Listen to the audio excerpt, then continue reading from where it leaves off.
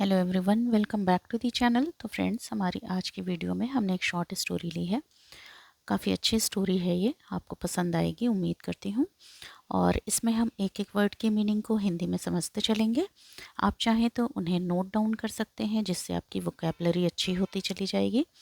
और एक एक जो सेंटेंस है उनका कंस्ट्रक्शन, उनकी बनावट किस तरह से हुई है, उनमें किस तरह की ग्रामर यूज़ किया गया है, ये सब भी हम साथ साथ देखते चलेंगे। तो चलिए आइए कहानी को शुरू करते हैं। सबसे पहले हम देखते हैं कहानी का टाइटल क्या है। A greedy shepherd. अ मतलब एक, ग्रीडी मतलब लालची, और शेफर्ड मतलब चरवाहा, यानी कि जो भेड़ बकरी चराते हैं उनको, या भेड़ बकरी पालते हैं, उनको शेफर्ड कहते हैं। One day a shepherd took his goats to a forest. एक दिन एक शेफर्ड यानी कि चरवाहा अपनी बकरियों को लेकर कहाँ गया? फॉरेस्ट यानी कि जंगल में गया। यहाँ पर टुक लगा हुआ है। टेक, टेक फर्स्ट फॉर्म होता है वर्ब का, और टुक क्या होता है? सेकंड फॉर्म है। पास्ट इंडेफिनिट टेंस का सेंटेंस है ये, अफर्मेटिव सेंटेंस। वर्ब की सेकंड फॉर्म लगी हुई है, टुक। ठीक है। ले गया, सडनली, अचानक। It began to rain. अचानक क्या हुआ? रेन मतलब बारिश शुरू हो गई। यहाँ पे बिगिन, बिगिन से बिगन बना है। बिगिन फर्स्ट फॉर्म है वर्ब की, बिगन क्या है? वर्ब की सेकंड फॉर्म है। अचानक बारिश शुरू हो गई। ही फ्लोग्ड हिज गोट्स टोवर्ड्स अ केव। उसने, ही यहाँ पे किसके लिए आया है? शेफर्ड यानी कि चरवाहा के लिए आया है। और ही क्या है? प्रोनाउन है। ये शेफर्ड क्या है? नाउन है। और ये प्रोनाउन नाउन की प्लेस पर आया है। ही फ्लोग्ड, खदेड़ दिया अपनी बकरियों को। कहाँ पर? एक गुफा की तरफ, है ना। एक गुफा की ओर उसने अपनी बकरियों को क्या किया? खदेड़ दिया। फ्लॉग्ड, यहाँ पे फ्लॉक और ईडी लग गया तो फ्लॉग्ड हो गया, वर्ब की सेकंड फॉर्म हो गई। और ये पास्ट इंडेफिनिट टेंस का अफर्मेटिव सेंटेंस हो गया। There were already some wild goats in the cave. There were, वहाँ पर, already पहले से ही, कुछ, वाइल्ड मतलब जंगली, बकरियां गुफा में थीं। वहाँ पे पहले से ही कुछ जंगली बकरियां पहले से ही थीं। He thought, उसने सोचा। यहाँ पर भी थिंक से थॉट बना हुआ है ना। वर्ब की सेकंड फॉर्म यूज की गई है। उसने सोचा। I will mix these goats with my goats. मैं क्या करूँगा? will mix, मैं इन बकरियों को अपनी बकरियों के साथ क्या कर दूंगा? मिला दूंगा, है ना। इन, दीज मतलब इन, यानी कि ये जो दीज लगा है ये जंगली बकरियों के लिए आया है। इन बकरियों को अपनी बकरियों के साथ, माई गोट्स मतलब अपनी बकरियों के साथ मिला दूंगा। यहाँ पर देखो, आई है सब्जेक्ट और उसके बाद विल लगा है, फिर वर्ब की फर्स्ट फॉर्म लगी हुई है, यानी कि मिला दूंगा, है ना। यानी कि फ्यूचर इंडेफिनिट टेंस का सेंटेंस है ये, भविष्य काल की बात हो रही है, मिला दूंगा, है ना। He brought them with him. उसने क्या किया? देम, देम यहाँ पे किसके लिए आया है? बकरियों के लिए आया है, जंगली बकरियों के लिए आया है। वह उन्हें अपने साथ, विद मतलब साथ, हिम अपने साथ, ले आया, है ना। ब्रिंग फिर ब्रॉट, यहाँ पे भी वर्ब की क्या है? सेकंड फॉर्म यूज हो रही है। ठीक है। वह उन्हें अपने साथ ले आया।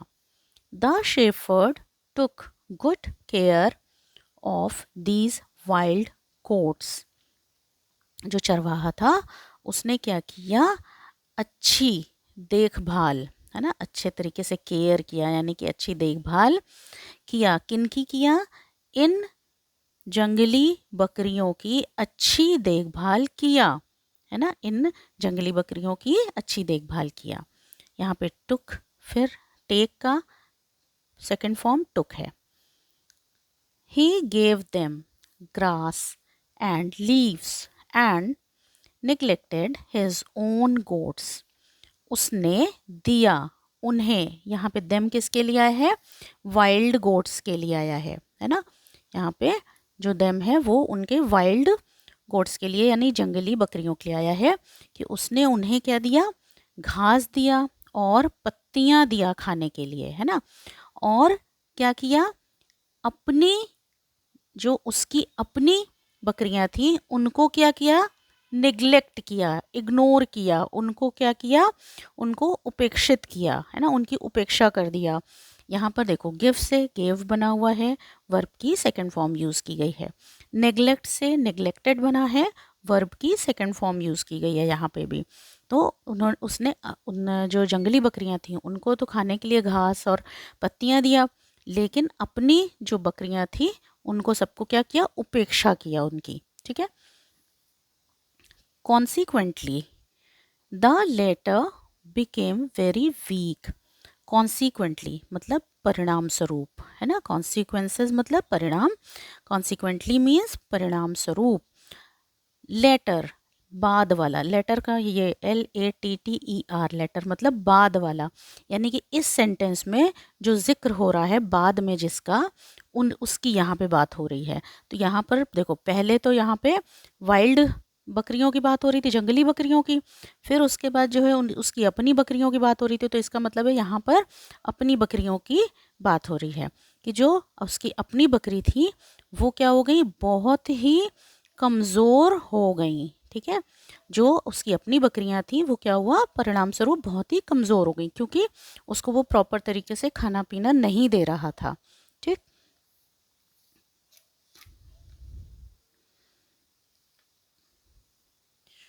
When the weather improved,